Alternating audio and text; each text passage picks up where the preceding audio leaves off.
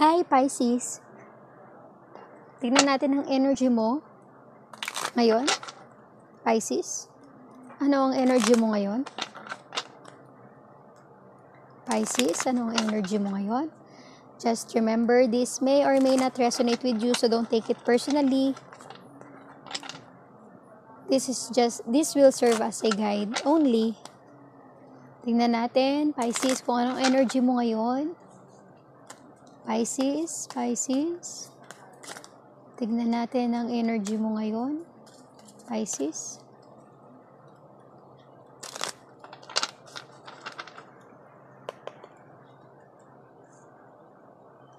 The Lovers. The Hermit in reverse. Six of Pentacles. Lovers. Big deal.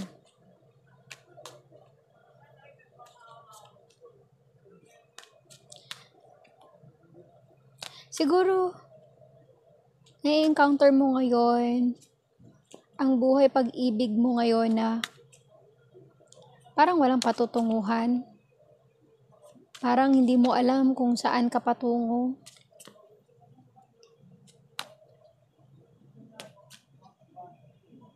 Parang kulang, parang feeling mo may kulang.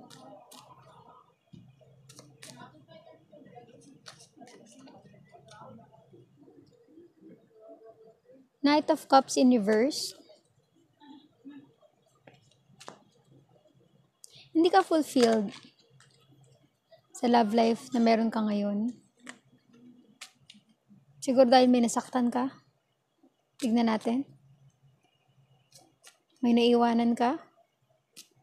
O baka dahil hindi ito personally ang gusto mo sa buhay mo?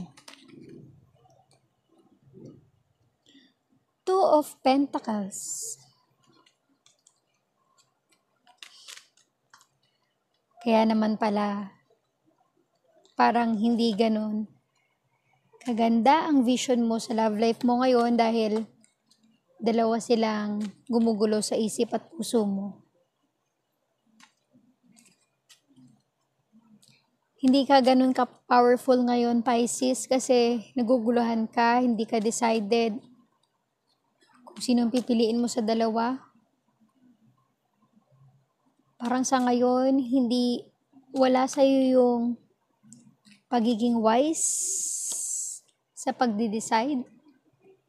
Parang bulag ka ngayon sa pag-ibig. Normal lang yon, Pisces. Bulag ka sa pag-ibig. So, mas maganda kung hihingi ka ng advice sa ibang tao para makita mo ang mga iba't ibang pwede mong gawin sa buhay mo. Kasi pag bulag ka sa pag-ibig, one-sided ka lang eh. Hindi mo nakikita yung ibang bagay sa paligid mo. Hindi mo nako-consider yung ibang bagay sa buhay mo. So, mas maganda niyan, humingi ka ng tulong sa iba. Huwag ka mag-decide para sa sarili mo kung naguguluhan ka. King of Cups.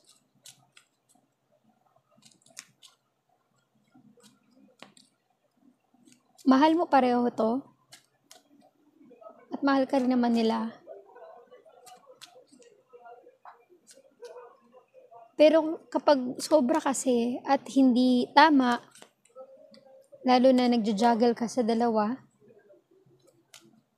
meron at meron kang masasaktan at maiiwan. Ace of Wands.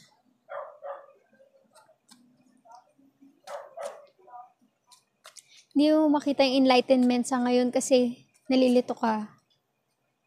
Kaya ang best advice sa iyo ngayon, hanap ka ng kaibigan mo na masasabihan mo ng sitwasyon mo.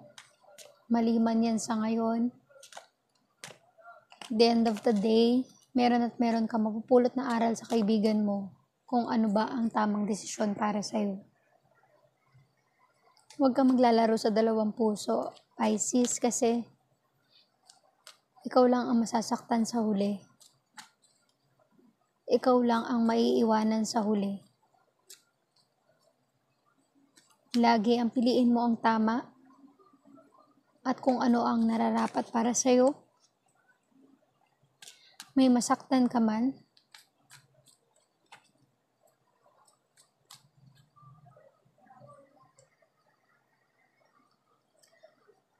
Four of Pentacles in reverse.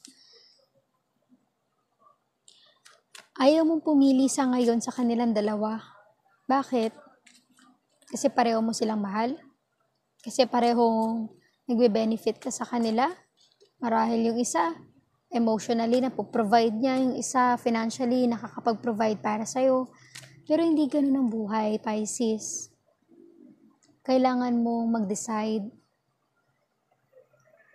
sa kung ano yung tama, kung ano yung nararapat. Hindi sa kung ano yung gusto mo. I-consider mo rin yung puso't isipan ng ibang tao. Seven of Swords. Consider mo yung puso't isipan ng ibang tao para wala kang, kahit meron kang maiwan, masaktan sa huli. Ganyan talaga ang buhay. May ups and downs.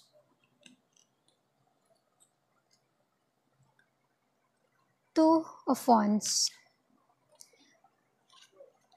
This time, sana makapili ka na ng pipiliin mo sa kanilang dalawa. Alam mo sa sarili mo kung ano yung tama, Pisces. Yun ang piliin mo. May masaktan ka man, alin man sa dalawa. Isipin mo lagi na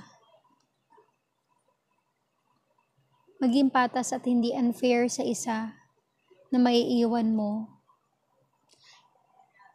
Kasi lagi namang normal yun eh. Yung may pipiliin ka sa dalawa, meron at merong masasaktan. At alam ko kahit ikaw, makakaranas ka rin ng sakit. Pero lagi mong isipin na pag tama ang pinili mo, tama ang napagdesisyonan mo, walang maling desisyon. Only lessons. Thank you, Pisces. Salamat sa pakikinig. Sana may napulot ka nga sa energy mo ngayon. Salamat.